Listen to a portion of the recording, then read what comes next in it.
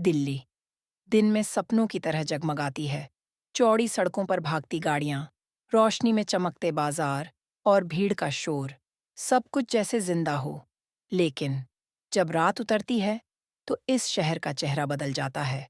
वही रोशनी, वही गलियां, पर इनके पीछे छुपा होता है एक ऐसा अंधेरा जिसे देख पाना आसान नहीं।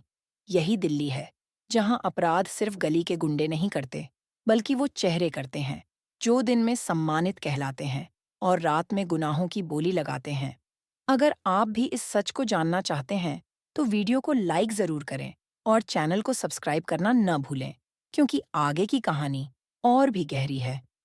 दिल्ली एक ऐसा शहर जो दिन में सपनों की तरह जगमगाता है, लेकिन रात के अंधेरे में इसके चेहरे पर एक डरावना नकाब उतर आता है।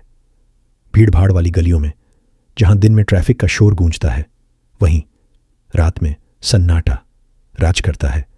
लेकिन यह सन्नाटा सिर्फ शांति नहीं है, इसके भीतर छुपा है खौफ, एक ऐसा डर जिसे शब्दों में बयां करना आसान नहीं।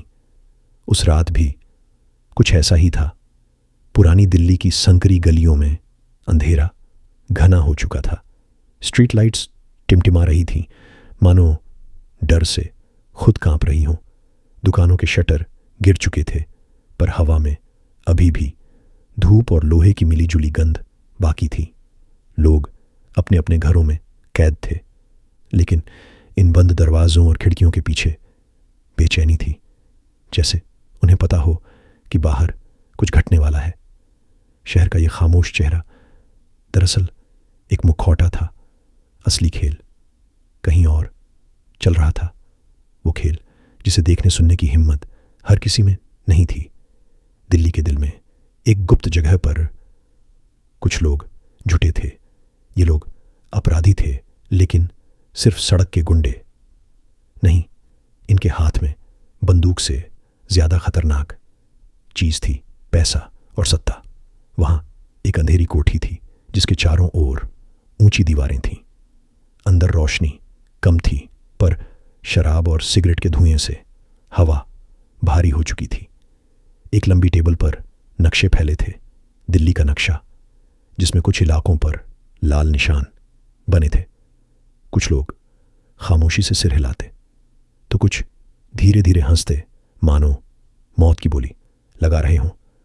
उनकी बातचीत सीधी सादी नहीं थी। वे लोग सप्लाई और नेटवर्क जैसे शब्द इस्तेमाल कर रहे थे, लेकिन असलियत यह थी, उनके नेटवर्क का हर धागा एक मासूम जिंदगी से जुड़ा था।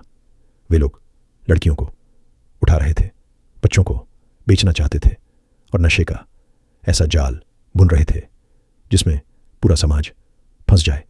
और सबसे खतरनाक बात यह थी कि उनके पीछे सिर्फ अपराधी नहीं थे।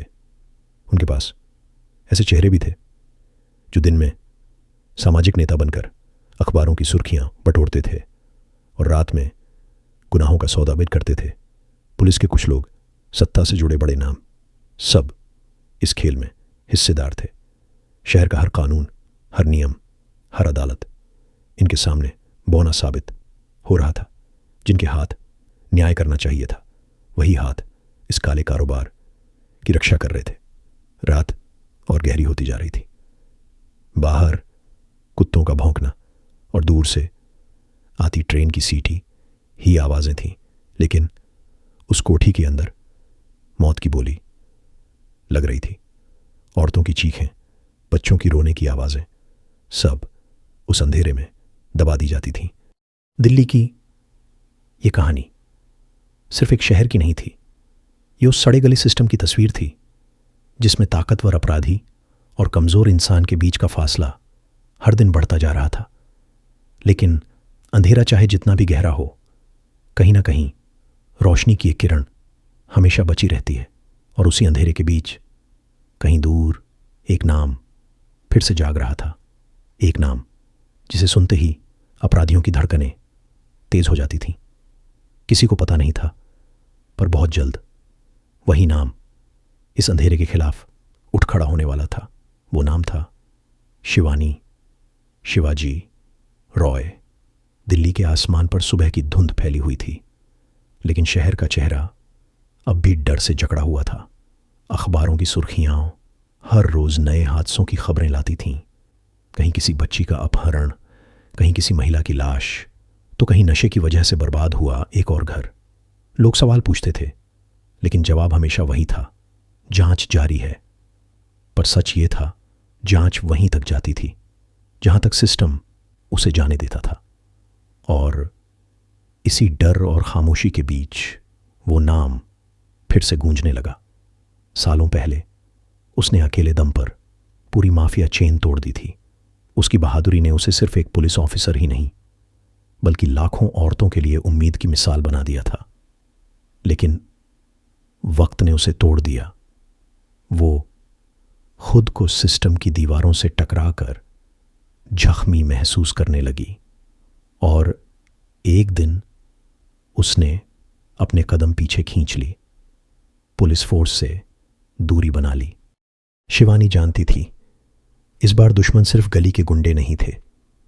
इस बार सामने पूरा सिस्टम था, पुलिस, नेता, पैसे वाले और वो लोग जिनके पास हर गुनाह छुपाने की ताकत थी। लेकिन शिवानी के दिल ने कहा, अगर उसने हार मानी तो और मासूम जिंदगियां कुर्बान होंगी। वो रिवॉल्वर उठाती है, हथियार की धूल झाड़ती है, जैसे उसकी सारी थकान मिट गई हो। चेहरे पर वही कठोरता लौट आई, वही हिम्मत जिसने उसे मर्दानी कहा गया बनाया था। पर यह लड़ाई आसान नहीं थी। अब उसके सामने वे लोग थे जो कानून की किताबें अपनी जेब में रखते थे और मीडिया को पैसों से खरीद लेते थे। यह जंग सिर्फ बंदूक से नहीं जीती जाएगी, यह दिमाग, सब्र और हिम्मत से जीतनी होगी। रात गहरी थी। शिवानी छत पर खड़ी थी, आसमान देख रही थी। दूर मंदिर की घंटियां सुनाई दे रही थीं, पर हवा में एक अनजाना बोझ था। वो खुद से कहती है, इस बार या तो मैं उन्हें ख़त्म कर दूंगी या खुद मिट जाऊंगी। उसकी वापसी किसी ने नहीं देखी, मगर खबर फैल गई, शिवानी वापस आ गई है और कई बड़े नामों की नींद उड़ गई। वो छोटी छोटी सूचनाएं इकट्ठा करती है, एक गुमनाम फ़ोन, एक धुंधली तस्वीर, कुछ पुराने केस फाइलें। हर सुराग एक जाल बुन रहा है, एक एक धागा जुड़ता जा रहा है और सच का चेहरा धीरे धीरे उभरता जा रहा है। पर जितना वो करीब आती है, उतने ही नए सवाल जन्म लेते हैं। यह नेटवर्क सिर्फ अपराधियों का समूह नहीं है, ये एक पूरी संरचना है। अस्पतालों की रसीदें, फर्जी एनजीओ के कागज, उन नामों के पीछे छिपी पहचानें, सब मिलकर एक भयावह तस्वीर बना रहे हैं। एक रात जब शिवानी एक संभावित सौदे की जगह पर छुपी हुई निगरानी कर रही थी, सामने आए लोग सिर्फ छोटे दलाल नहीं थे। उनमें से एक के हाथ में वही डॉक्यूमेंट था जिसे उसने खोजा था, फर्जी हस्ताक्षर, बैंक ट्रांजैक्शन और एक नाम जो बार बार अपने आप को दिखा रहा था। वह नाम था डॉ. मोहित सेन। दिन में वह एक सम्मानित चिकित्सक था, समाज सेवक के रूप में तस्वीरों में मुस्कुराता, पर रात में उसकी साख के पीछे एक खौफनाक कारोबार था। शिवानी ने धीरे धीरे उसे ट्रैक किया। मोहित की चार दीवारी के पीछे चलने वाली बातें उसे दांतों तले दबाकर रख देती। कठोर सौदे, लोगों की खरीद फरोख्त और उन लोगों की सूची जिनके नाम मीडिया और अदालतों से छुपे हुए थे। पर जैसे ही शिवानी ने मोहित के खिलाफ ठोस सबूत इकट्ठा करना चाहा, एक और झटका आया। उसके अपने कुछ पुराने सहयोगी ही उससे दूरी बनाने लगे। धोखा शब्द छोटा था पर असर भारी। जांच के छोटे छोटे हिस्से अचानक रुकने लगे। किसी ने जानकारी नहीं दी, किसी ने सबूतों के असली हिस्से पर हाथ साफ कर दिया। शिवानी को समझ आया कि कुछ लोग उसे इस्तेमाल कर रहे थे। कभी सामने खड़े होकर उसे अलग रास्ते पर मोड़ देते और कभी अंदरूनी खबरें लीक कर देते। फिर एक रात कुछ ऐसा हुआ जिसने सारी तकदीर पलट दी। शिवानी ने एक संदिग्ध ठिकाने पर रेड की योजना बनाई। सब कुछ सावधानी से तैयार था, छिपी कैमरे, भरोसेमंद लोग और एक कॉम्बिंग ऑपरेशन। पर रेड के दौरान ही एक गोली चल पड़ी। अफरा तफरी मची और एक सहयोगी, अमित, सीधा उसकी आंखों के सामने गिर पड़ा। अमित की तबीयत खराब थी और उसके होंठों से आखिरी शब्द निकलते हुए कहे, वे अंदर से हैं। अमित की मौत ने शिवानी को अंदर तक झकझोर दिया। उसे अब सिर्फ बाहरी दुश्मनों से नहीं, भीतरी दागों से भी लड़ना था। किसे भरोसा करे, कौन साथी है और कौन गद्दार। हर चेहरा अब शक की परत में लिपटा दिख रहा था। हर बार जब उसे कोई नया सुराग मिलता, उसके साथ एक नया खात्मा भी जुड़ा होता। किसी गणमान्य व्यक्ति का नाम, किसी प्रशासनिक अधिकारी की रातों रात हुई संपत्ति और उन बुरे सौदों के बैंक रिकॉर्ड्स। शिवानी ने अकेले ही आगे बढ़ने का फैसला किया। उसने ज्यादा लोगों को नहीं बताया, सिर्फ कुछ भरोसेमंद स्रोत जो अब भी सही थे, एक जर्नलिस्ट जो सच्चाई के लिए मरता था और एक पुराने टाइमर का साथी जिसे वह बचपन से जानती थी। रात दर रात वे सबूतों को जोड़ते रहे और जैसे जैसे पहेली सुलझती वैसे वैसे कीमत बढ़ती गई। किसी ने शिवानी के घर के बाहर खाली सीढ़ी छोड़ दी, उस पर खून से लिखी एक चेतावनी, दूर रहो नहीं तो अगला नंबर तुम ही हो। उसने जान लिया कि दुश्मन अब उसे व्यक्तिगत रूप से निशाना बना रहे थे। उसके परिवार की सुरक्षा पर प्रश्न उठे। फिर भी शिवानी पीछे नहीं हटी। उसने समझा कि इस लड़ाई में कमजोरी दिखाना मतलब औरों की मौत देना है। उसने जल्दी जल्दी एक योजना बनाई, सबूतों को सार्वजनिक करने की, लेकिन उस तरीके से कि सिस्टम उन्हें दबा न सके।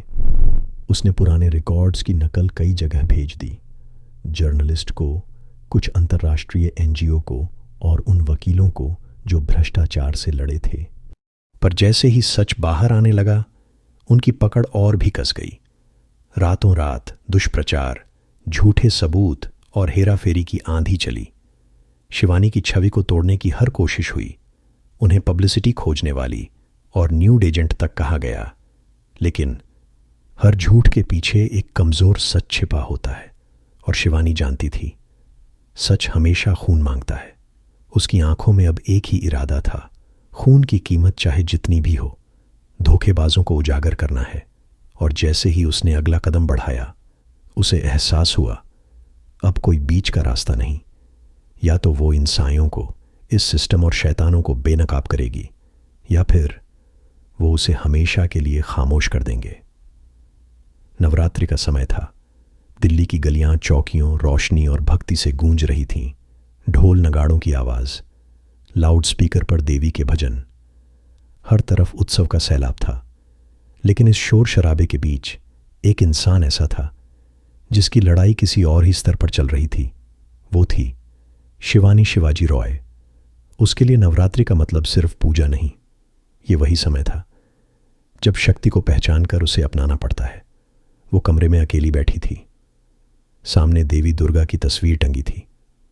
मोमबत्ती की लौ हिल रही थी। हवा में अगरबत्ती की खुशबू घुली थी। उसने तस्वीर की ओर देखा और धीमी आवाज में कहा, मां, इस बार दुश्मन बड़ा है। वो बाहर भी है और भीतर भी छुपा है। अगर मुझे गिरना भी पड़े तो मुझे वो शक्ति देना कि मैं आखिरी सांस तक लड़ सकूं।